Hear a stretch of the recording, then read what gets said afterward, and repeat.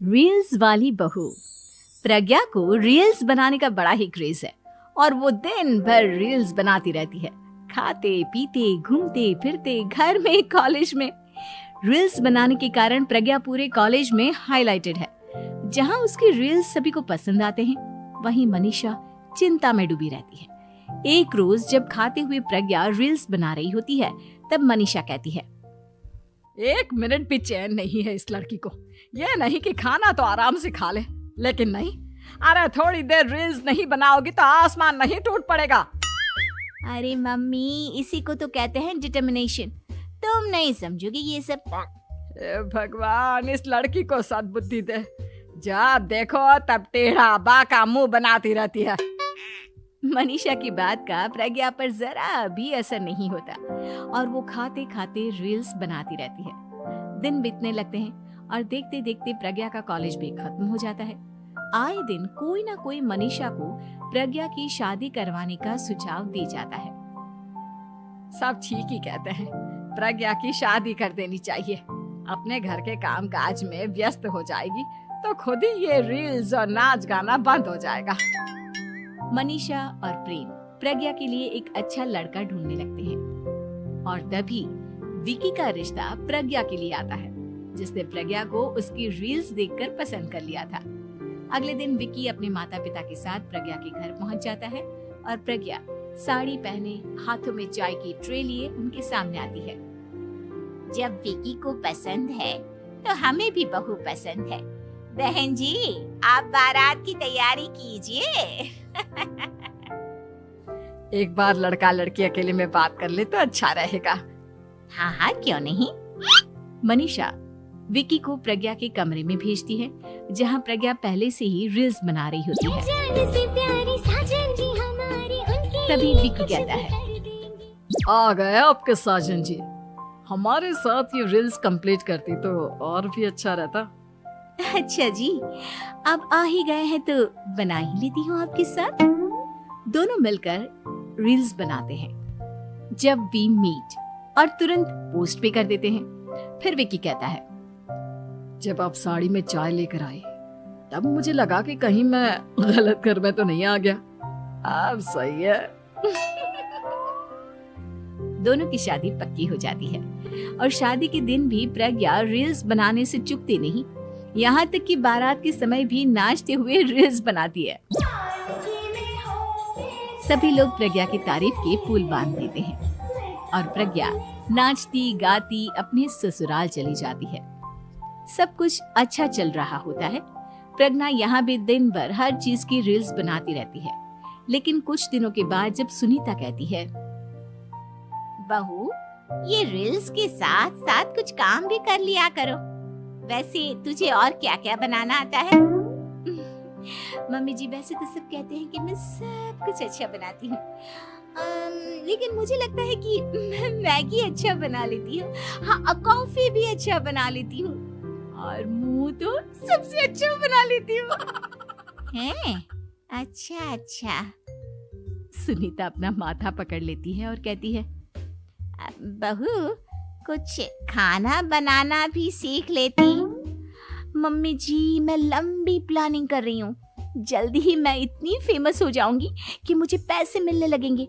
हम दोनों सास बहू राज करेंगे, राज नौकर काम करेंगी और लोगों की तो लाइन लगेगी हमसे मिलने के लिए। तेरा दिमाग खराब हो गया है क्या बहू?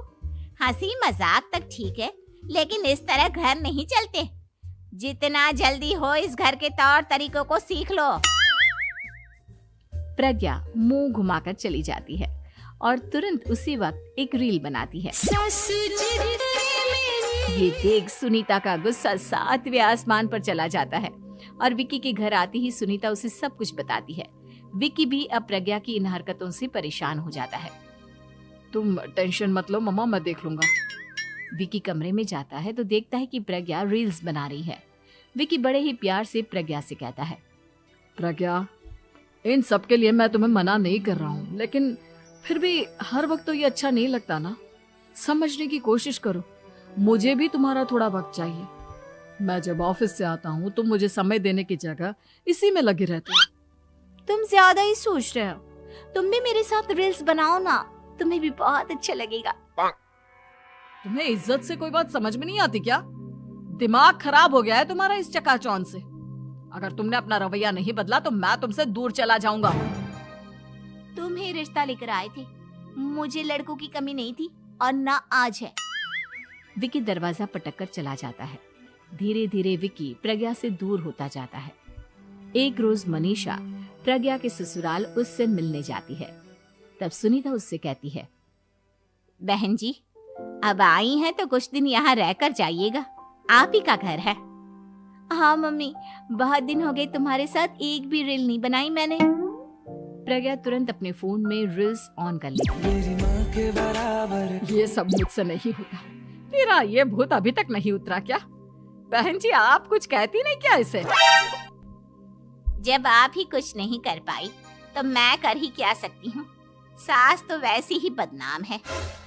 शाम को घर की लाइट चली जाती है और मनीषा प्रज्ञा से कहती है, मेरे घुटनों में बहुत दर्द हो रहा है, तू लाइट का कुछ इंतजाम करना बेटा। अच्छा, कैंडल जला देती हूँ मम्मा। प्रज्ञा गाते हुए कैंडल जलाती है और खिड़की के पर्दे के पास रख देती है। मनीषा, जिसे बहुत दर्द हो रहा है, वो सो जाती है और प्रज्ञा हमेशा की तरह अपने रील्स में लग जाती है। उधर कैंडल की वजह से पर्दा आग पकड़ लेता है और मनीषा के कमरे में आग लग जाती है।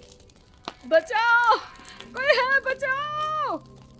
सभी भागते हैं और विकी कमरे की आग बुझाने में लग जाता है, लेकिन तब तक मनीषा आधी जल चुकी थी। मनीषा की हालत देख प्रज्ञा रोने लगती है। विकी मनीषा को तुरंत हॉस्पिटल ले जाता है और उसे एडमिट कराता है। विकी प्रज्ञा से कहता है, देख लिया ना, तुम्हारे इस नाच गाने की वजह से आज तुम्हारी माँ की जान जाते जाते रह गई। अब पता नहीं तुम और क्या चाहती हो। उधर डॉक्टर कहते हैं, इनकी हालत बहुत नाजुक है, आधे से ज्यादा जल चुकी है। प्रज्ञा रोती हुई मंदिर में जाती है और भगवान के आगे जाकर कहती है, भगवान, मेरी माँ को ठीक कर दो। मैं कसम खाती हूँ, हाथ से ये रील्स बनाना छोड़ दूंगी। बस मुझे मेरी माँ वापस मिल जाए। 2 दिन बीत जाते हैं और मनीषा खतरे से बाहर आ जाती है। पेशेंट अब ठीक है, आप लोग उनसे मिल सकते हो। सब कोई मनीषा से मिलता है और प्रज्ञा सबके सामने अपना फोन तोड़ देती है। मुझे माफ कर दो मम्मा, मैंने तुम लोगों की बातों को नजरअंदाज किया।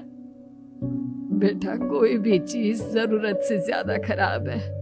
मैंने तुम्हें रील्स बनाने से कभी मना नहीं किया, लेकिन हर वक्त एक ही चीज तो सही नहीं है। मैं समझ गई हूँ मम्मा, आई एम सॉरी।